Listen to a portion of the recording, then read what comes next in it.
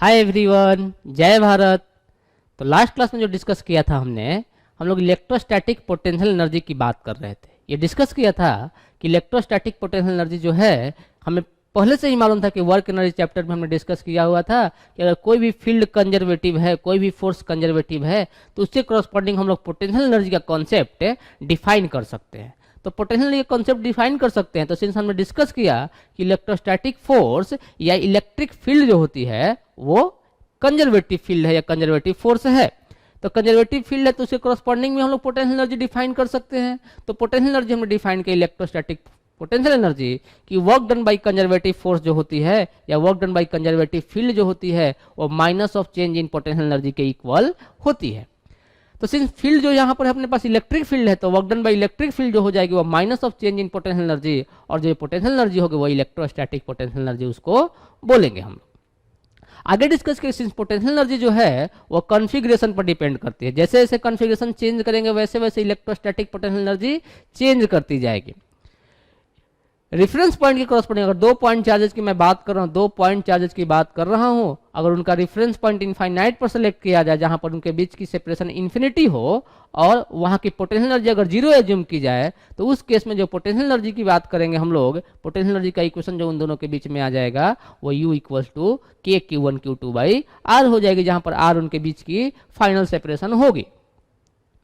जिस जिस इंस्टेंट पर अपने को फाइंड करना है उस इंस्टेंट पर उनकी पोटेंशियल एनर्जी की वैल्यू, उसकी पोटेंशियल एनर्जी की वैल्यू के Q1 Q2 बाई R हो जाएगी, जहां पर R उनके बीच की सेपरेशन होगी। आगे हमने डिफाइन किया था कि जो पोटेंशियल एनर्जी डिस्कस कर रहे हैं हम लोग, पोटेंशियल एनर्जी जो डिस्कस कर रहे हैं इसको डिफाइन किया था इस टाइप से कि कोई भी अगर सिस्टम दी गई है तो कोई सिस्टम का कॉन्फ़िगरेशन दिया गया तो उस कॉन्फ़िगरेशन को फॉर्म करने के लिए पहले क्या करना है जुम कि वो दोनों सारे जो कॉन्फ़िगरेशन दिया गया है वो कॉन्फ़िगरेशन इनफाइनाइट सेपरेशन पर था। हर एक चार्ज पार्टिकल के बीच की डिस्टेंस इन्फिनिटी थी, तो हर एक चार्ज पार्टिकल के बीच की डिस्टेंस इन्फिनिटी थी और सिस्टम को फिर से फॉर्म करने के लिए, कॉन्फ़िगरेशन को फिर से सेटअप करने के लिए इलेक्ट्रिक फील्ड जो भी वर्क डन करेगी उसकी निगेटिव वैल्यू को हम लोग इलेक्ट्रोस्टैटिक पोटेंशियल एनर्जी उस सिस्टम का काउंट कर रहे थे। क्लियर क्या? आगे डिस्कस किया था हमने कि इलेक्ट्रोस्टैटिक पोटेंशियल एनर्जी की मैं बात करूं अगर दो पॉइंट चार्जेस के लिए तो एक स्केलर क्वांटिटी है तो स्केलर क्वांटिटी की वैल्यू को अपने को पॉजिटिव और निगेटिव साइन भी हो सकती है। तो Q1 Q2 को हमें पॉजिटिव वैल्यू, निगेटिव वैल्यू जो भी साइन होगी Q1 Q2 की वो साइन के साथ उस इक्वेशन में पुट करना होगा।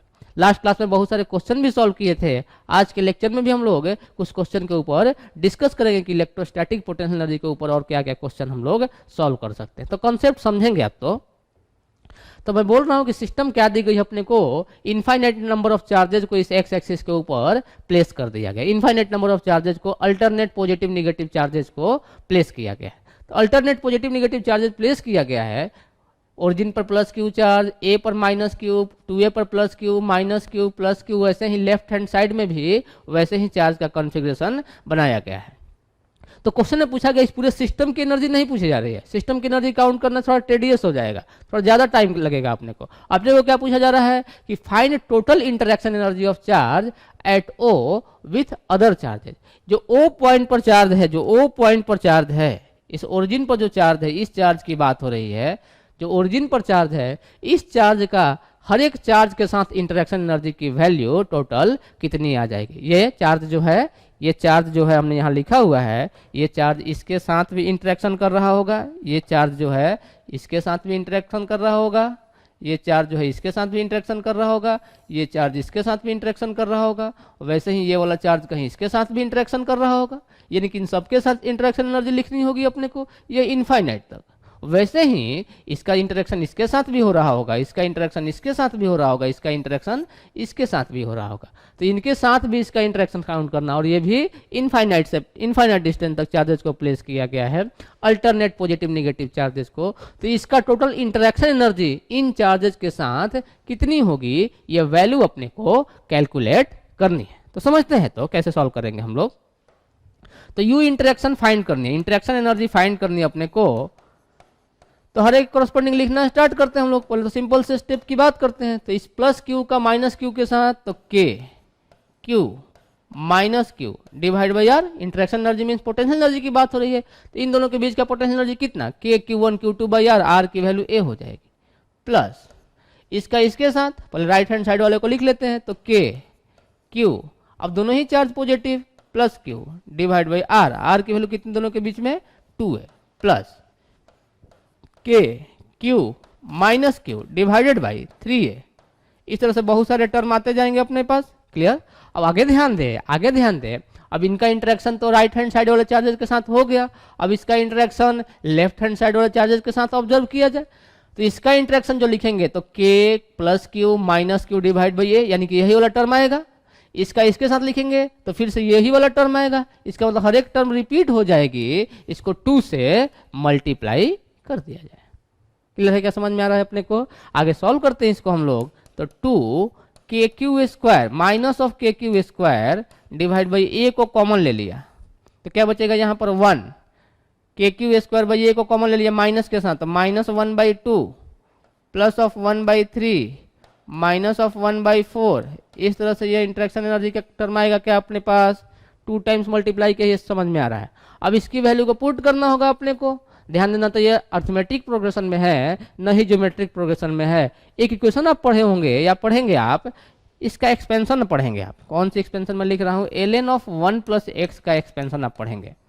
क्या पढ़ेंगे आप, इसका जो फॉर्मूला आता है अपने पास x minus X square by 2, जब एक्सपेंशन करते हैं हम लोग, टेलर सीरीज यूज करते हैं हम लोग, तो x minus X square by 2 plus of X cube by 3 minus of X to the power 4/4, इस तरह से ये कंटिन्यू हो जाएगा। इसके बाद X to the power 5/5 minus of X to the power 6/6, इस टाइप से ये आ जाएगी। तो ये अपने पास इक्वेशन आएगी, ये अपने पास इक्वेशन आएगी, ln ऑफ 1 प्लस एक्स का एक्सपेंशन हो जाएगा। तो इस इक्वेशन को यूज किया जाए और पुट किया जाए, तो इसमें put x equal to 1 put कर दो, तो क्या हो जाएगा, ln of 1 plus 1 equal to 1 minus 1/2 plus 1/3 minus 1/4, इस तरह से टर्म आएंगे। इसका मतलब ln ऑफ 2 की वैल्यू आ जाएगी 1 माइनस 1/2 प्लस 1/3 माइनस ऑफ 1/4, इस टाइप से आ जाएगी। तो ln2 के जब जैसे ही ये वाला टर्म आएगा, उसके जगह पर हम लोग ln2 लिख सकते हैं। तो इस वैल्यू को यहाँ पुट करते हैं और इंटरेक्शन एनर्जी फाइंड करते हैं, तो u ऑफ इंटरेक्शन कितनी हो जाएगी, उस q चार्ज की जो कि ओरिजिन पर प्लेस किया गया है, O पॉइंट पर प्लेस किया गया, कितनी हो जाएगी, माइनस ऑफ 2 के Q square divide by a, और इसके जगह पर क्या लिख दूं मैं, ln ऑफ 2 लिख दूं मैं। इसके जगह पर क्या लिखा है, ये वाला जो टर्म है, इसके जगह पर मैं ln2 लिख सकता हूं। तो ये अपने पास फाइनल सॉल्यूशन हो जाएगी। k की वैल्यू आप पुट कर सकते हैं, ln2 की वैल्यू पुट कर सकते हैं। अपने को वैल्यू पुट करने की जरूरत नहीं है, अपने को ऑप्शन दी जाएगी, तो ln2 के टर्म में ही रहेगी ऑप्शन, तो ज़्यादा सोचने की जरूरत नहीं है अपने को। क्लियर?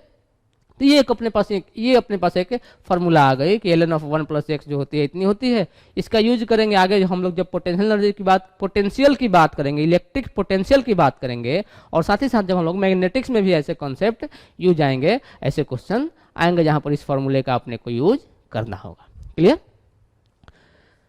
तो आगे डिस्कस करते हैं। तो क्वेश्चन में क्या बोला गया, अब क्या करते हैं हम लोग कि अभी तक इलेक्ट्रोस्टैटिक के कॉन्सेप्ट की बात कर रहे थे, इसके एनर्जी के कॉन्सेप्ट की बात करें। अब इस वाले सारे क्वेश्चन को हम लोग जो भी कॉन्सेप्ट डिस्कस किए हैं, इसको मैकेनिक्स के कॉन्सेप्ट के साथ अब ऐड किया जाएगा। मैकेनिक्स में हम लोग 3 टाइप के कॉन्सेप्ट की बात की गई थी। बेसिक कॉन्सेप्ट की अगर बात की तो 3 टाइप के कॉन्सेप्ट की बात की गई थी, एक तो लीनियर मोमेंटम कंजर्वेशन, एक तो मैकेनिकल एनर्जी कंजर्वेशन, और एक एंगुलर मोमेंटम कंजर्वेशन। तीनों के लिए क्या क्या कंडीशन होनी चाहिए आपको मालूम होनी चाहिए कि तीनों लीनियर मोमेंटम कंजर्वेशन होने के लिए एक्सटर्नल फोर्स सिस्टम के ऊपर 0 होनी चाहिए। एंगुलर मोमेंटम कंजर्वेशन करने के लिए जिस पॉइंट के अबाउट एंगुलर मोमेंटम कंजर्वेशन कर रहे हैं, उस पॉइंट के अबाउट सिस्टम के ऊपर नेट टॉर्क की वैल्यू 0 होनी चाहिए। और conservation of mechanical energy apply करने के लिए सिर्फ कंजर्वेटिव फोर्सेज का ही वर्क होना चाहिए, और सारे फोर्सेज का वर्क नहीं होना चाहिए पूरे सिस्टम के ऊपर में। तो देखते हैं तो क्या क्वेश्चन में बोला गया है कि 2 चार्ज पार्टिकल दिए गए हैं, Q1 Q2 मास दी गई है, मेंशन की गई है अपने को M1 और M2, दोनों के बीच में इनफाइनाइट सेपरेशन दिया गया है, और उस Q2 चार्ज को इनफाइनाइट सेपरेशन से V0 स्पीड से थ्रो कर दिया गया है लाइन ज्वाइनिंग के लॉन्ग, दोनों की लाइन ज्वाइनिंग के लॉन्ग उसको V0 स्पीड से थ्रो कर दिया गया। पूछा गया और ये चार्ज Q1 भी फ्री है, Q2 भी मूव करने के लिए फ्री है, Q1 भी मूव करने के लिए फ्री है, तो फाइंड करना कि find minimum separation between Q1 and Q2। Q1 और Q2 के बीच में कितनी मिनिमम सेपरेशन होगी। स्टार्टिंग का सेपरेशन कितना था, इनफाइनाइट। ध्यान देंगे ये फिक्स नहीं किया गया है, ये फिक्स नहीं किया गया है।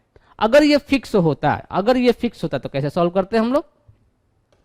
मैं यहां पर ध्यान देंगे, मैं यहां पर मेंशन कर रहा हूं, if Q1 was fixed, Q1 was fixed, if Q1 was fixed, अगर Q1 को फिक्स किया गया होता, अगर ऐसा होता, जो कि नहीं है, तो कैसे सॉल्व करते हैं हम लोग? कैसे सॉल्व करते कि यहां पर Q1 को फिक्स कर देते, Q1 फिक्स हो गया और तब इस Q2 को यहां से थ्रो किया गया होता, इस Q2 को यहां से थ्रो किया गया होता इन्फिनिटी से।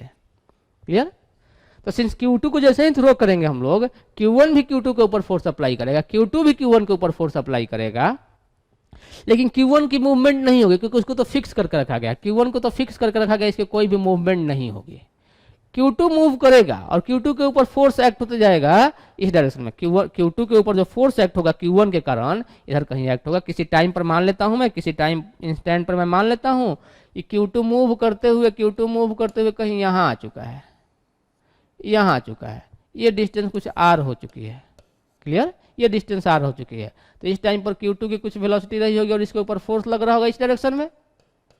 क्लियर? ये मिनिमम सेपरेशन तब होगी सिंस जो फोर्स लग रहा है वेलोसिटी के अपोजिट में, फोर्स जो एक्ट हो रहा है वेलोसिटी के अपोजिट में, इसका मतलब इसकी वेलोसिटी डिक्रीज करती जाएगी Q2 की, Q2 की वेलोसिटी डिक्रीज करती जाएगी, इसका मतलब ये तब तक मूव करेगा जब तक इसकी वेलोसिटी जीरो न हो जाए। तो इस इंस्टेंट पर अगर ये r की वैल्यू r मिनिमम है तो इस टाइम पर इसकी वेलोसिटी क्या हो जाएगी? जीरो।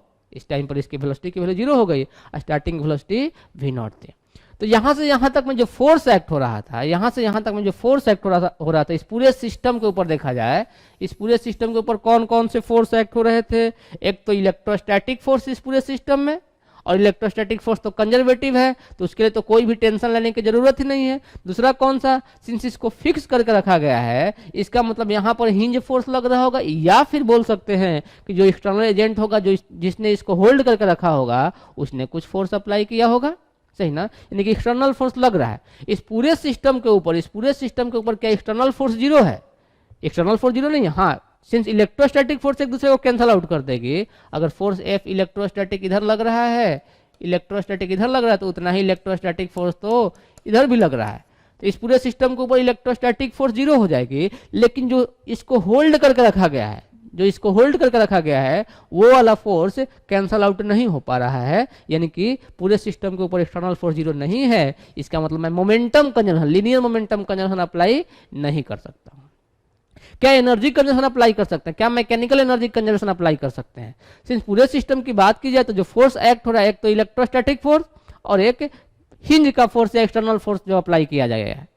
तो जो हिंज फोर्स लग रहा है उस Q1 की क्या कोई डिस्प्लेसमेंट हो रही है? कोई भी डिस्प्लेसमेंट नहीं। इसका मतलब हिंज का वर्क डन जीरो, हिंज वाले फोर्स का वर्क डन जीरो। जो फोर्स लग रहा है इलेक्ट्रोस्टैटिक, और इलेक्ट्रोस्टैटिक कंजर्वेटिव है, उसका वर्क डन हो सकता है, तो उसके लिए कोई प्रॉब्लम की बात नहीं है। हम लोग मैकेनिकल एनर्जी कंजर्वेशन अप्लाई कर सकते हैं। तो अप्लाई करते हैं मैकेनिकल एनर्जी कंजर्वेशन, तो लिख सकते हैं फ्रॉम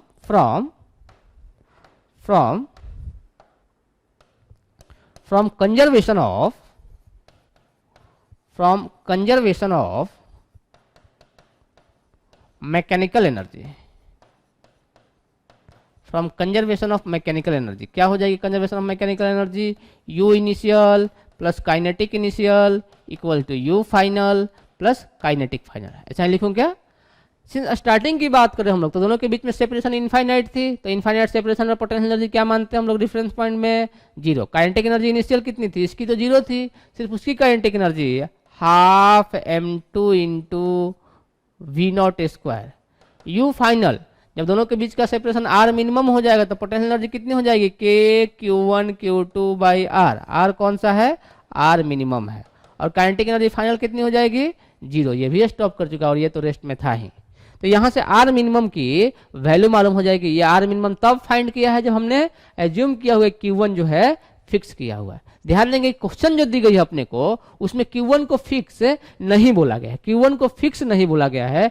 Q1 तो मूव कर रहा है, Q1 तो मूव कर रहा है, Q1 तो मूव करेगा, Q1 फ्री है। तो इस कॉन्सेप्ट को समझते हैं तो अब आगे हम लोग यहां पर मोमेंटम कंजर्वेशन नहीं होगी। ध्यान देंगे यहां पर जब इस क्वेश्चन की मैं बात कर रहा हूं तो इसको फिक्स किया गया है, तो P इनिशियल और P फाइनल इक्वल नहीं होगी। ये मोमेंटम का कंजर्वेशन हम लोग अप्लाई नहीं कर सकते हैं, मैकेनिकल एनर्जी कंजर्वेशन अप्लाई कर लिया है हमने। तो इस वाले क्वेश्चन की बात करते हैं, when Q1 is free, when Q1 is free, तब की मैं बात करता हूँ। Q1 को फ्री रखा गया है, तो यही अपने पास दी गई थी, ये Q1 दिया गया है और ये Q2 को इन्फिनिटी से थ्रो किया था हमने, Q2 को इन्फिनिटी से V0 स्पीड से थ्रो किया था, Q2 को इन्फिनिटी से, और ये Q1 जो था फ्री था। तो किसी भी इंस्टेंट पर देखा जाए, तो किसी भी इंस्टेंट पर देखा जाए, ये अपने पास Q1 था, ये अपने पास Q1 था।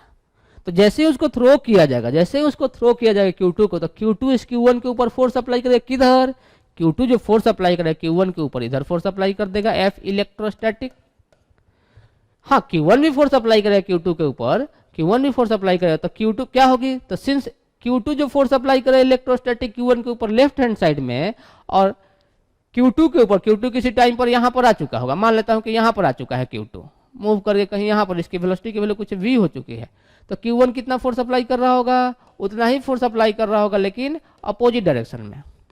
तो Q2 की वेलोसिटी कम होती जाएगी और Q1 की वेलोसिटी इंक्रीज करती जाएगी। ये तो वैसा ही कॉन्सेप्ट हो गया सर कि टू ब्लॉक सिस्टम दिए गए हैं, टू ब्लॉक सिस्टम दिए गए हैं और उनको स्प्रिंग से कनेक्ट करके रखा गया है ऐसा, और किसी एक को वेलोसिटी प्रोवाइड कर दी हमने V0, तो फाइंड करनी होती थी कि इनके बीच की मिनिमम सेपरेशन क्या होगी, सरफेस स्मूथ दी गई। तो कैसा मोशन होगा? Q1 और Q2 यहाँ पर दिए गए हैं, ये Q1 दिया गया अपने को, ये Q1 चार्ज हो गया और ये Q2 चार्ज हो गया, दोनों के बीच में इनफाइनाइट सेपरेशन थी। Q1 को यहाँ पर रखा गया था, Q2 को कहीं इनफाइनाइट सेपरेशन पर, लार्ज डिस्टेंस पर। अब इसको थ्रो किया, जैसे ही ये मूव करना स्टार्ट किया वैसे ही ये भी मूव करना स्टार्ट करेगा, लेकिन इसकी वेलोसिटी 0 से स्टार्ट होगी और इसकी वेलोसिटी तो स्टार्टिंग में V0 दी गई है। दोनों के ऊपर में फोर्स सेम लग रहा है, दोनों के ऊपर में फोर्स सेम लग रहा है, डायरेक्शन अपोजिट है, तो इसकी वेलोसिटी इंक्रीज करना स्टार्ट 0 से, इसकी वेलोसिटी V0 से डिक्रीज करना स्टार्ट। इसका मतलब स्टार्टिंग में ये ज़्यादा डिस्टेंस ट्रेवल करेगा क्योंकि इसकी स्पीड ज़्यादा है और इसकी वेलोसिटी कम है, इसकी स्पीड कम है, तो ये कम डिस्टेंस ट्रेवल करेगा, तो दोनों के बीच की डिस्टेंस कम होती जाएगी। एक टाइम आएगा जब दोनों की वेलोसिटी इक्वल हो जाएगी, और जैसे ही वेलोसिटी इक्वल होगी उसके बाद क्या होगा? जैसे वेलोसिटी इक्वल हो इसके बाद क्या होगा? अब इसकी वेलोसिटी और ज्यादा हो जाएगी अगले इंस्टेंट पर और इसकी वेलोसिटी कम हो जाएगी, तो अब सेपरेशन इंक्रीज करना स्टार्ट। तो ऐसा मोशन हो रहा होगा, पहले ऐसे थे होंगे चार्ज पार्टिकल, ये चार्ज पार्टिकल यहाँ आ रहा होगा तो ये यहाँ जा रहा होगा, ये चार्ज पार्टिकल यहाँ तो ये यहाँ जा रहा होगा, ये चार्ज पार्टिकल यहाँ तो यहाँ। जैसे यहाँ पर दोनों की वेलोसिटी इक्वल हुई, अब क्या होगा? ये यहाँ जाएगा तो ये यहाँ जाएगा, अब ये यहाँ जाएगा तो ये यहाँ जाएगा, अब सेपरेशन इंक्रीज करनी। क्लियर? क्या समझ में आ रहा है अपने को? तो मिनिमम सेपरेशन तब होगी जब दोनों की वेलोसिटी इक्वल हो जाएगी। तो इस कॉन्सेप्ट को यूज कर लेते हैं, इस कॉन्सेप्ट को यूज कर लेते हैं हम लोग। For minimum separation, for minimum separation, for minimum separation, ऐसा लिख दो, फॉर नहीं लिखो, एट मिनिमम सेपरेशन लिख दो, at minimum separation, separation at minimum separation, velocity of, ध्यान देंगे मैं वेलोसिटी लिख रहा हूं, velocity of Q1 equal to velocity of Q2। दोनों की वेलोसिटी सेम हो जाएगी जब मिनिमम सेपरेशन होगी, तो दोनों की वेलोसिटी सेम हो जाएगी। मैं ध्यान देंगे वेलोसिटी लिख रहा हूं, स्पीड नहीं लिख रहा हूं। तो क्या लिखूंगा कैसे? तो मैं एज्यूम कर लेता हूं कि यहां पर जब चार्ज पार्टिकल आगे मूव करते हुए तो इसकी वेलोसिटी कुछ v हो गई, तो इसकी वेलोसिटी भी कुछ v हो चुकी होगी, और इस टाइम पर दोनों के बीच का सेपरेशन मिनिमम रहा होगा। यही r मिनिमम है, r मिनिमम की वैल्यू मैं r मान लेता हूं। तो यहां से इस पोजीशन से, स्टार्टिंग वाले पोजीशन से यहां तक की बात करते हैं। स्टार्टिंग वाले, ये स्टार्टिंग का कंडीशन था, ये स्टार्टिंग का कंडीशन था अपने पास, ये स्टार्टिंग का कंडीशन था, ये स्टार्टिंग का कंडीशन था अपने पास, ये अपने पास स्टार्टिंग का कंडीशन था। क्लियर क्या? हाँ, ये अपने पास स्टार्टिंग का कंडीशन था। तो इस कंडीशन से इस कंडीशन तक की बात करते हैं। पूरे सिस्टम को ऑब्जर्व किया जाए तो, पूरे सिस्टम को ऑब्जर्व किया जाए तो ये जो पूरा सिस्टम दिया गया है, ये जो पूरा सिस्टम दिया गया है, इसके ऊपर जो फोर्स एक्ट हो रहा है सिर्फ और सिर्फ इलेक्ट्रोस्टैटिक। इलेक्ट्रोस्टैटिक अगर फोर्स एक्ट हो रहा है तो इलेक्ट्रोस्टैटिक फोर्स तो कंजर्वेटिव फोर्स है, और साथ ही साथ पूरे सिस्टम की बात करें, अगर पूरे सिस्टम की बात करें तो नेट फोर्स की वैल्यू सिस्टम के ऊपर 0 है। तो नेट फोर्स के लिए सिस्टम के ऊपर जीरो है, तो क्या मैं मोमेंटम कंजर्वेशन अप्लाई कर सकता हूँ? एक्सटर्नल फोर्स की वैल्यू जीरो है तो पूरे सिस्टम के ऊपर हम लोग मोमेंटम कंजर्वेशन अप्लाई कर सकते हैं। तो इस पोजीशन से इस पोजीशन तक हम लोग मोमेंटम कंजर्वेशन अप्लाई कर सकते हैं। तो from conservation of linear momentum, क्या लिखूं मैं लीनियर मोमेंटम कंजर्वेशन से? क्या मैं लिख सकता हूं कि P इनिशियल जो होगी वो P फाइनल के इक्वल होगी? तो P इनिशियल क्या लिखूं मैं? ये तो रेस्ट में था, ये भी V नॉट स्पीड से प्रोवाइड किया गया था, तो 0 plus m2 into we not, m2 ही मास दी गई थी ना, मास अपने को m2 दी गई थी शायद। Okay, Q2 m2 Q1 m1, okay, equal to P final लिखने जाएंगे, P फाइनल लिखने जाएंगे दोनों के पास आ जाएगी, तो इसको लिखेंगे m1 v1 plus m2 v1, equation number 1 हो जाएगी अपने पास, इक्वेशन नंबर 1 हो जाएगी। ध्यान देंगे अननोन क्या है अपने पास? v1 अननोन है और अपने को r मिनिमम फाइंड करना। दूसरा कंडीशन क्या अप्लाई करें? मैकेनिकल एनर्जी कंजर्वेशन अप्लाई कर सकते हैं, क्योंकि जो भी फोर्स एक्ट हो रहा है वो इलेक्ट्रोस्टैटिक फोर्स ही वर्क डन कर रहा है, कंजर्वेटिव फोर्स वर्क डन कर रहा है। इसका मतलब conservation of mechanical energy use कर सकते हैं। From conservation of mechanical energy, क्या लिखूं मैं मैकेनिकल एनर्जी कंजर्वेशन से? U initial, kinetic initial, U final plus kinetic final. U initial क्या लिखूं? U इनिशियल क्या लिखूं मैं? U इनिशियल क्या लिखूं? दोनों के बीच में कितना सेपरेशन था? इनफाइनाइट, तो पोटेंशियल एनर्जी इनिशियल कितनी? 0। काइनेटिक एनर्जी इनिशियल सिर्फ m2 के पास, half m2 into we naught square.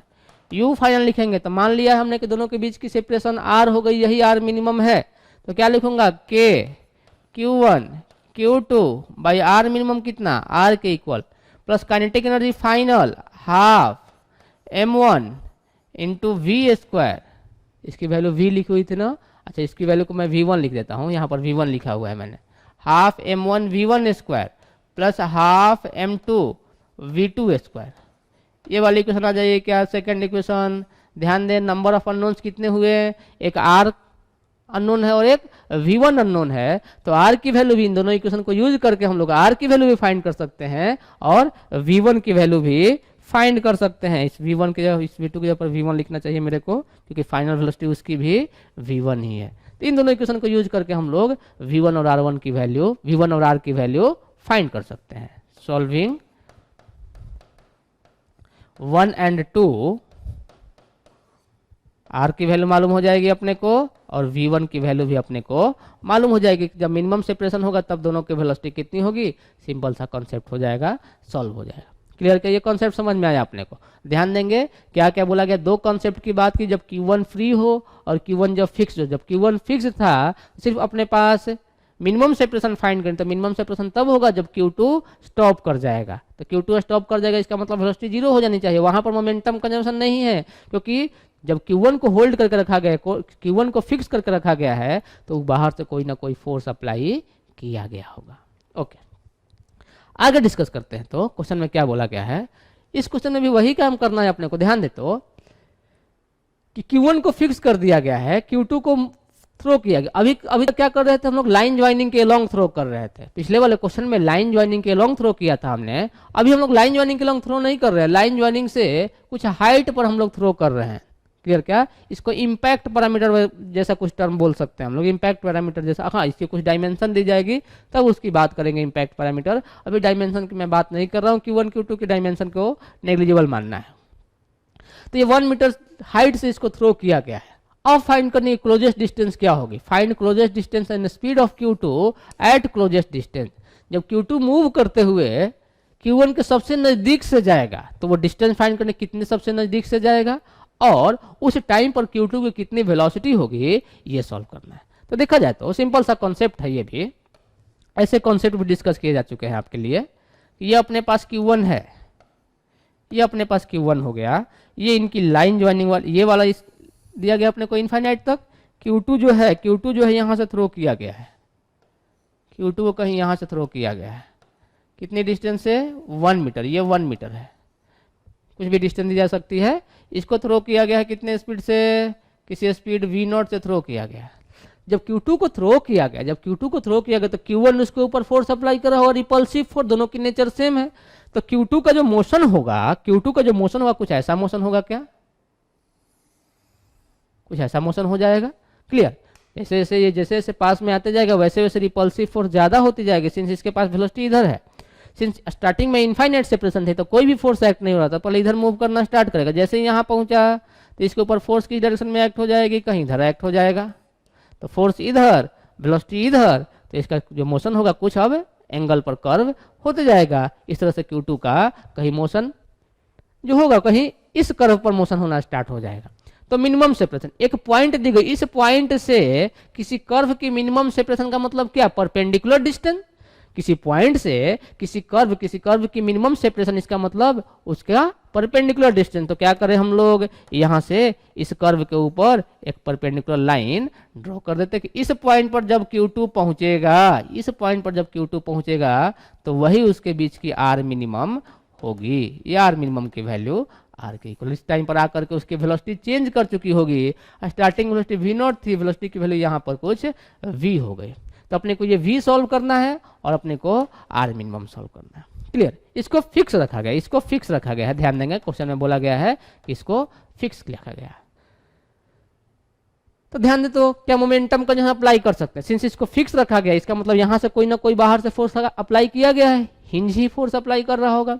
तो मोमेंटम कंजर्वेशन तो अप्लाई नहीं कर सकते क्योंकि पूरे सिस्टम के ऊपर एक्सटर्नल फोर्स जीरो नहीं है।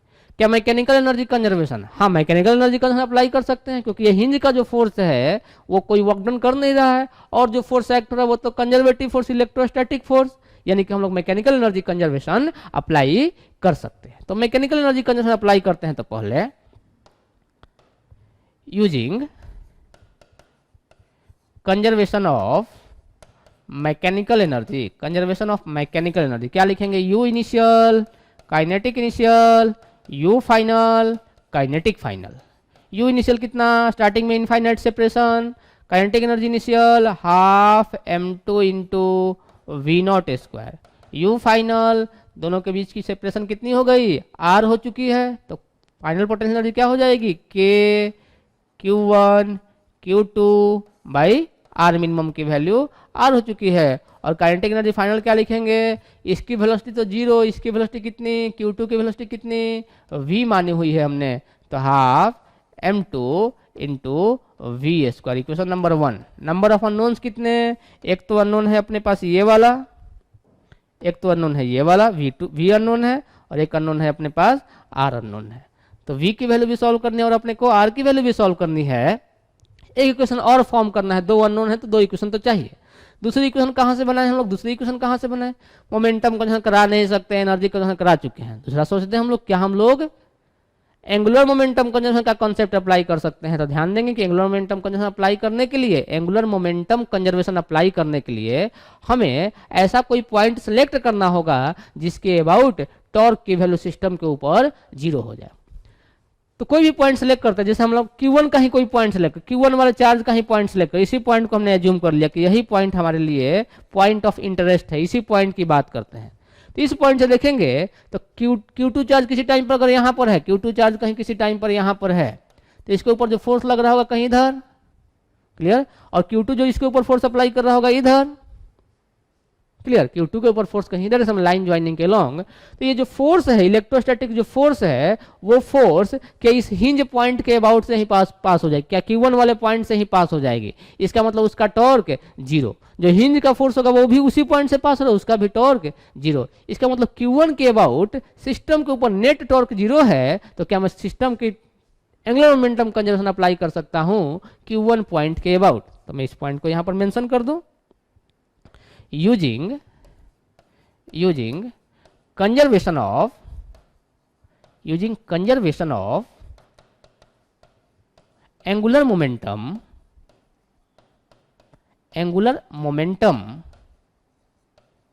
ध्यान दें, एंगुलर मोमेंटम का जहां अप्लाई करने के लिए पॉइंट ऑफ इंटरेस्ट होना चाहिए। किस पॉइंट के अबाउट बात हो रही है और क्या उस पॉइंट के अबाउट टॉर्क की वैल्यू सिस्टम के ऊपर जीरो है? तो using conservation of angular momentum about point Q1, about Q1। तो क्या लिखेंगे, टॉर्क एक्सटर्नल की वैल्यू क्या 0 है, एक्सटर्नल टॉर्क Q1 पॉइंट के अबाउट क्या 0 है, तो मैं लिख सकता हूं कि L initial equal to L final होगी, एंगुलर मोमेंटम इनिशियल और एंगुलर मोमेंटम फाइनल सेम होगी। तो इनिशियल एंगुलर मोमेंटम मैं लिखता हूं किस पॉइंट के अबाउट, Q1 पॉइंट के अबाउट। तो क्या होती है angular momentum R cross P, तो स्टार्टिंग का मोमेंटम किधर है, इस डायरेक्शन में, तो R कौन सा हो जाएगा, यही वाली डिस्टेंस R हो जाएगी, क्योंकि दोनों लाइन के कॉरस्पॉन्डिंग अपने को फाइंड करना है। R क्रॉस P, तो R की वैल्यू मालूम है अपने को 1 मीटर और P की वैल्यू भी मालूम है अपने को m इंटू वी नॉट, तो R कितनी 1 इंटू P की वैल्यू कितनी, मास m2 है, वेलोसिटी स्टार्टिंग की वी नॉट दी गई थी। डायरेक्शन किधर आ जाएगा, पॉइंट Q1 के अबाउट फाइंड करना है, तो R P तो ये वाली लाइन हो गई, ये वाली लाइन P वाली लाइन हो गई, ये वाली लाइन P वाली लाइन हो गई, ये P वाली लाइन हो गई, तो R क्रॉस P बाहर की तरफ, डायरेक्शन सही है, बाहर की तरफ आ जाएगा, ये R हो गई, ये R हो गई, R परपेंडिकुलर क्रॉस P हो गई। जब यहां पर पहुंचेगा, जब यहां पर पहुंचेगा तो क्या हो जाएगी, R cross P, R cross P, P तो ये वाली हो गई, P वाली लाइन तो अब ये वाली हो गई, M2 इंटू V हो जाएगी, तो R क्रॉस P फिर से लिख लेते हैं हम लोग। तो एंगुलर मोमेंटम का जब अप्लाई कर दिया हमने इनिशियल और फाइनल लिखने जाएंगे तो मास m2 परपेंडिकुलर, अब minimum perpendicular distance r, m r cross p, complete लिख दूं मैं, क्या कंप्लीट लिख दूं क्या मैं, r क्रॉस p लिख देता हूं, तो r क्रॉस p, p की वैल्यू कितनी, m2 इंटू वी हो जाएगी, तो ये वाली इक्वेशन 2 आ जाएगी। क्लियर क्या, इन दोनों इक्वेशन को यूज करेंगे, इक्वेशन नंबर 1 और इक्वेशन नंबर 2, तो यहाँ से r की वैल्यू भी मालूम हो जाएगी अपने को, v की वैल्यू भी मालूम हो जाएगी, तो r की वैल्यू मालूम हो जाएगी, v की वैल्यू मालूम हो जाएगी from 1 and 2, from 1 and 2। Clear क्या, तो आपको वैल्यू दी गई है, आपको वैल्यू दी गई है सारी, Q1 Q2 M1 M2 की वैल्यू दी गई है। आप खुद से इस क्वेश्चन को सॉल्व करेंगे, जो बताया गया है आपको कॉन्सेप्ट, इससे सॉल्व करेंगे और देखेंगे कि वैल्यू क्या आ रही है, व्हाट्सअप करेंगे आप कि इसकी सॉल्यूशन क्या आ रही है, फाइनल आंसर क्या आ रही है। आगे डिस्कस करते हैं। तो क्या बोला गया क्वेश्चन में, एक चार्ज Q दिया गया है और एक कैपिटल Q दिया गया, एक स्मॉल Q दिया गया है। इस चार्ज स्मॉल Q को किसी डिस्टेंस इनफाइनाइट सेपरेशन से ही मान लेते हैं कि इनफाइनाइट सेपरेशन से v वेलोसिटी प्रोवाइड कर दी गई, दोनों का नेचर सेम है, तो v स्पीड अगर इसको प्रोवाइड किया गया है तो क्लोजेस्ट डिस्टेंस जो है वो r के इक्वल है, क्लोजेस्ट डिस्टेंस ऑफ अप्रोच जो है वो r के इक्वल है। तो बोला गया है कि अगर इस चार्ज q को v स्पीड ना प्रोवाइड करके 2v स्पीड प्रोवाइड की होती तो ये कितना क्लोजेस्ट डिस्टेंस होता। सिंपल सा क्वेश्चन हो गया अपने को मालूम है कि ये फिक्स किया गया, इसका मतलब मोमेंटम कंजर्वेशन तो अप्लाई नहीं कर सकते हैं। लाइन ज्वाइनिंग के अलोंग है, एंगुलर मोमेंटम कंजर्वेशन अप्लाई कर सकते हैं, एंगुलर मोमेंटम कंजर्वेशन अप्लाई कर सकते हैं, लेकिन लाइन ज्वाइनिंग के अलोंग है तो इससे कोई अपने को इक्वेशन नहीं मिलेगी। तो बचा कौन सा है, मैकेनिकल एनर्जी कंजर्वेशन। तो मैकेनिकल एनर्जी कंजर्वेशन भी अप्लाई कर सकते हैं, क्योंकि जो हिंज फोर्स लग रहा है वो कोई वर्क डन नहीं कर रहा है, बची फोर्स सिर्फ इलेक्ट्रोस्टैटिक। तो इलेक्ट्रोस्टैटिक फोर्स का वर्क डन तो कंजर्वेटिव फील्ड है, तो उसका वर्क डन तो आना चाहिए, उसके लिए तो हम लोग मैकेनिकल एनर्जी कंजर्वेशन अप्लाई कर सकते हैं। तो क्या लिखते हैं हम लोग, स्टार्टिंग में ये वाला इक्वेशन लिखते हैं कि ये वाला चार्ज Q1 दिया गया था अपने को, ये चार्ज Q1 कैपिटल Q दी गई है, कैपिटल Q। तो क्लोजेस्ट डिस्टेंस कितना था, पहले तो कितनी क्लोजेस्ट डिस्टेंस थी, r हो गई, यानी कि इस पॉइंट पर आकर के उसकी वेलोसिटी 0 हो जानी चाहिए, क्योंकि इसको फिक्स रखा गया था। स्टार्टिंग में ये कहाँ था, इन्फिनिटी पर कितनी स्पीड से, v से थ्रो किया गया था। ये फर्स्ट कर, इस कंडीशन को सॉल्व किया जाए तो, इस कंडीशन से एक इक्वेशन बनाई जाए तो पहले क्या लिखूंगा मैं, u initial kinetic initial, u final kinetic final. ये क्लियर है कि आपने को डायरेक्टली मैंने ये इक्वेशन लिखा हुआ है, क्लियर। तो u initial infinite separation 0, kinetic initial half m, मास उसकी m रही होगी, velocity v square, u final दोनों के बीच की सेपरेशन कितनी r हो गई, प्लस काइनेटिक एनर्जी फाइनल 0 हो गई। तो अपने पास एक इक्वेशन आ गई कि हाफ mv स्क्वायर जो होगी वो इक्वल होगी k q बाई r के। इस इक्वेशन को यूज करेंगे। सेकंड कंडीशन में क्या बोला गया है कि q कैपिटल Q को फिक्स तो रखा, लेकिन अब जो स्मॉल q थी उसको v स्पीड नहीं प्रोवाइड किया इन्फिनिटी से, उसको कितना स्पीड प्रोवाइड कर दिया 2v। तो मान लेते हैं कि ये मूव करते हुए कहीं यहाँ पर आ जाएगी फाइनल सिचुएशन में, तो मिनिमम सेपरेशन तब होगी जब इसकी वेलोसिटी की वैल्यू 0 हो जाएगी, सही। उस टाइम पर इनके बीच की सेपरेशन कुछ x रही होगी, ये x की वैल्यू अपने को सॉल्व करनी है। तो इस पोजीशन से इस पोजीशन तक, इस पोजीशन से इस पोजीशन तक आने में क्या मैं मैकेनिकल एनर्जी कंजर्वेशन अप्लाई कर सकता हूँ? कर सकते हैं सर। तो मैकेनिकल एनर्जी फिर से लिख देता हूँ, U initial plus kinetic initial equal to U final plus kinetic final. तो यू इनिशियल लिखा जाए क्या, कितनी, 0, स्टार्टिंग में infinite separation. Kinetic initial half M into velocity की वैल्यू कितनी, 2v। यू फाइनल क्या लिखेंगे, K Q capital Q divided by X, सही लिखा है क्या। और काइनेटिक एनर्जी फाइनल स्टॉप कर चुका है 0। तो क्या लिख दूं मैं, half M into V square, ये 4 टाइम्स हो जाएगी क्या, equal to K Q into Q. K Q into Q की वैल्यू को मैं ऐसा ही रन देते हैं, K Q into Q divide by X. Solve करें इसको तो 4 हाफ एम वी स्क्वायर की वैल्यू को पुट करते हैं। हाफ एम वी स्क्वायर कितना लिख सकते हैं, K Q Q by R. तो K Q Q by R first वाले इक्वेशन से पुट किया, ये के क्यू क्यू बाई एक्स हो जाएगी। क्या इसको कैंसल आउट करा दूं मैं, एक्स की वैल्यू कितनी आ जाएगी, आर डिवाइडेड बाई 4 हो जाएगी। यानी कि वेलोसिटी को डबल करेंगे तो उनके बीच की सेपरेशन और डिक्रीज कर जाएगी। क्लियर है, ये समझ में आ रहा है। इसी कॉन्सेप्ट का यूज, इसी क्लोजेस्ट डिस्टेंस का अप्रोच का कॉन्सेप्ट आपने गोल्ड फॉयल एक्सपेरिमेंट में किया होगा कि जब किसी गोल्ड फॉयल प्लेस किया गया था और रदरफोर्ड ने बॉम्बार्डिंग कराई थी अल्फा पार्टिकल्स की, तो उससे कॉरस्पॉन्डिंग कितनी मिनिमम डिस्टेंस होगी, क्लोजेस्ट डिस्टेंस ऑफ अप्रोच क्या होगी। क्लियर। तो इस वाले कॉन्सेप्ट से सॉल्व करेंगे तो क्लोजेस्ट डिस्टेंस मिलेगी अगर लाइन ज्वाइनिंग के लॉन्ग आ रहा होगा, अगर न्यूक्लियस के लॉन्ग आ रहा होगा। और जो पिछला क्वेश्चन किया था हमने, अगर वो न्यूक्लियस के लॉन्ग नहीं आ रहा होगा, तब ये वाला कॉन्सेप्ट यूज करके हम लोग closest distance of approach find कर सकते हैं। क्लियर।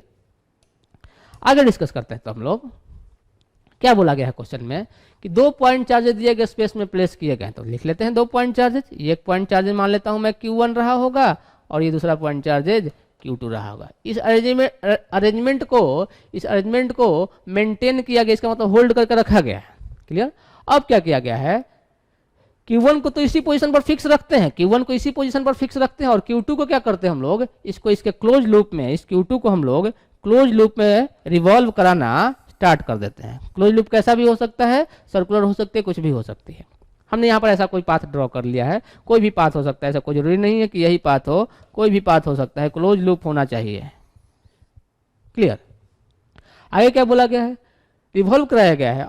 और जब ये इस पॉइंट से स्टार्ट किया, हमने इस पी पॉइंट से स्टार्ट किया हुआ है, तो इस पी पॉइंट से स्टार्ट किया और जब रिवॉल्व करा करके इसी पॉइंट पर लेकर के आ रहे हैं, तो इसकी जो वेलोसिटी हो जाती है Q2 की, वो v हो जाती है when comes to initial position again. Mass of Q2 दी गई अपने को m, तो फाइंड करनी है, find work done by electrostatic force of Q1 on Q2। Q1 का जो इलेक्ट्रोस्टैटिक फोर्स Q2 के ऊपर एक्ट हो रहा होगा, ये टोटल कितना वर्क डन करेगा।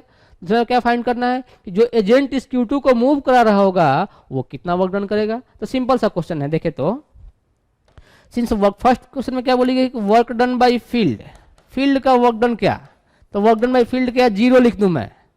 फील्ड का वर्क डन सर 0 कैसे लिख दिया आपने, सिंस अपने को मालूम है कि फील्ड जो है वो कंजर्वेटिव फील्ड है, Q1 जो फोर्स अप्लाई करेगा Q2 के ऊपर वो कंजर्वेटिव फोर्स है, तो कंजर्वेटिव फोर्स का वर्क डन क्लोज पाथ में 0 होती है। कंजर्वेटिव फोर्स का वर्क डन क्लोज पाथ में 0 होती है। तो सिंस क्लोज पाथ की बात की गई है कि स्टार्टिंग यहीं से किया है और हमने लास्ट भी यहीं पर कर रहे हैं, जहां पर आदि है वहीं पर अंत हो रहा है, तो वर्क डन की वैल्यू 0 हो जाएगी।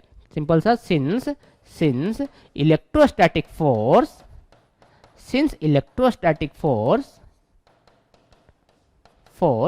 इज कंजर्वेटिव इन नेचर,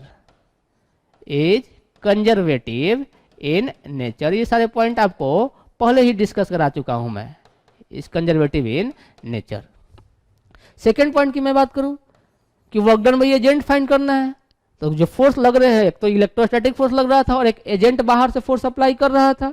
तो work done by all the forces, हमें मालूम है कि वर्क एनर्जी थ्योरम की work done by all the forces जो होती है वो चेंज इन काइनेटिक एनर्जी के इक्वल होती है। तो मैं अप्लाई कर देता हूं कि work done by all forces equal to change in kinetic energy.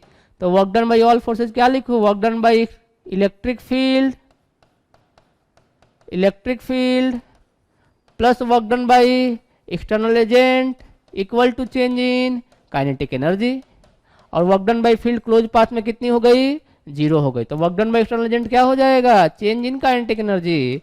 तो काइनेटिक एनर्जी में change means final kinetic energy minus initial kinetic energy, half M we square final, और इनिशियल तो स्टार्ट किया गया था, होल्ड करके रखा गया था, जीरो काइनेटिक एनर्जी से, तो work done by external agent आ जाएगी हाफ एम वी स्क्वायर के इक्वल।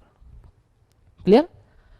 आगे डिस्कस करते हैं क्या बोला गया है कि दो चार्जेस दिए गए हैं प्लस क्यू और प्लस क्यू, कहां पर प्लेस किया गया है? प्लस ए पर और माइनस ए पर। तो मैं पहले डायग्राम ड्रॉ कर लूँ एक बार तो, कि अपने को ये एक्स एक्सिस हो गई और ये वाई एक्सिस हो गई। क्लियर? ये ओरिजिन हो गया अपने पास, ये ओरिजिन हो गया अपने पास। क्लियर है क्या? दो चार्जेस प्लेस कर दिया हमने, दो चार्जेस प्लेस कर दिए, एक तो यहाँ पर चार्ज प्लेस कर दिया हमने और दूसरा चार्ज कहीं यहाँ प्लेस कर दिया हमने। कौन कौन से चार्ज? प्लस क्यू और प्लस क्यू, कहाँ कहाँ पोजीशन? ये वाला माइनस ए 0 0, और ये वाला कोऑर्डिनेट क्या हो जाएगा? प्लस ए 0 0, और ये ओरिजिन है अपने पास, कोऑर्डिनेट क्या है इसका? 0 0 0। आगे क्या बोला गया है कि इस वाई एक्सिस के ऊपर एक पॉइंट फाइंड करना है। वाई एक्सिस के ऊपर कोई पॉइंट पी रहा होगा, कोई पॉइंट पी रहा होगा। Clear? Where electric potential energy of system is zero, जो पी पॉइंट के ऊपर कोई एक चार्ज प्लेस करना है माइनस क्यू को, माइनस क्यू चार्ज यहाँ प्लेस कर दिया हमने, एक थर्ड चार्ज यहाँ पर प्लेस कर दिया माइनस क्यू, पी पॉइंट पर माइनस क्यू, और इस तरह से इसकी पोजीशन प्लेस करनी है। इस चार्ज माइनस क्यू की पोजीशन इस तरह से होनी चाहिए ताकि इस पूरे सिस्टम की पोटेंशियल एनर्जी जीरो हो जाए। सॉल्व करते हैं पोटेंशियल एनर्जी जीरो करने के लिए, तो क्या लिखेंगे हम लोग? यू ऑफ सिस्टम क्या लिखते हैं? पहले तो यू ऑफ सिस्टम लिखते हैं। मान लेते हैं हम लोग कि इसको जो पोजीशन प्रोवाइड किया है, ये डिस्टेंस वाई प्रोवाइड की है हमने। अब ये y इधर भी हो सकता है, y इधर भी हो सकता है, y की वैल्यू पॉजिटिव निगेटिव हो सकती है। पॉजिटिव आएगा मतलब इस साइड में, निगेटिव आएगा मीन्स इस साइड में। y एक्सिस पर प्लेस करना है, ये y एक्सिस है अपने पास और ये x एक्सिस है अपने पास। तो क्या लिखूंगा? u ऑफ सिस्टम, इसका इसके साथ इंटरेक्शन कितना? k q q डिवाइड, दोनों के बीच का डिस्टेंस कितना हो जाएगा? ये वाली डिस्टेंस a है और ये वाली डिस्टेंस भी a है, तो 2a प्लस इसका इसके साथ इंटरेक्शन कितना? k q minus Q divide, दोनों के बीच का डिस्टेंस, दोनों के बीच के डिस्टेंस वाले को मेंशन कर लीजिए, ये वाली डिस्टेंस रही होगी, इस डिस्टेंस को मैं z लिख देता हूँ, भाई z। और जितना इंटरेक्शन इसके साथ, जैसा इंटरेक्शन इसके साथ इन दोनों के बीच में होगा वैसा ही इनका भी इंटरेक्शन होगा, तो इसको 2 टाइम्स कर दो। क्लियर? अब ये वैल्यू क्या होनी चाहिए? सिस्टम की पोटेंशियल एनर्जी की वैल्यू क्या होनी चाहिए? 0।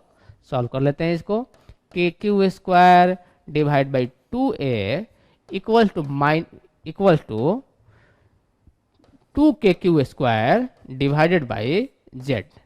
के क्यू स्क्वायर क्या कैंसल आउट हो जाएगी? इक्वेशन क्या आएगी अपने पास? z इक्वल टू 4a हो जाएगी। तो z की वैल्यू पुट करूँ क्या? z कितना हो जाएगा? पाइथागोरस अगर अप्लाई किया जाए तो क्या z की वैल्यू मैं सॉल्व कर सकता हूँ? ये वाला डिस्टेंस a है और ये वाला डिस्टेंस y है, तो पाइथागोरस से लिख सकता हूँ कि z square equal to a square plus y square होगी। क्लियर? तो इसको क्या करता हूँ मैं? इसको मैं स्क्वायर कर देता हूँ, तो Z square equal to 16a square हो गई क्या? तो जेड स्क्वायर की वैल्यू कितनी? a square plus of Y square equal to 16a square, तो y स्क्वायर कितनी हो गई? 15a स्क्वायर, तो y कितनी हो गई? रूट ऑफ 15a और प्लस और माइनस, यानी कि कोऑर्डिनेट मालूम हो गई, कोऑर्डिनेट ऑफ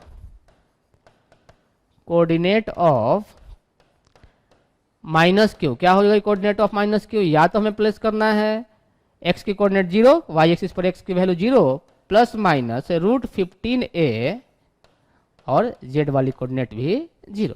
इस कोऑर्डिनेट पर अगर हम लोग थर्ड चार्ज माइनस क्यू को प्लेस करेंगे तो अब यहाँ पर 2 पोजीशन आ गई, यहाँ पर ये वाली पोजीशन भी हो सकती है प्लस रूट 15/a, या यहाँ की भी पोजीशन हो सकती है माइनस रूट 15a या माइनस रूट 15a पर पोजीशन हो सकती है। निगेटिव चार्ज क्यू को प्लेस करेंगे तो सिस्टम की पोटेंशियल एनर्जी 0 हो जाएगी। क्लियर क्या? आगे देखते हैं तो ओके।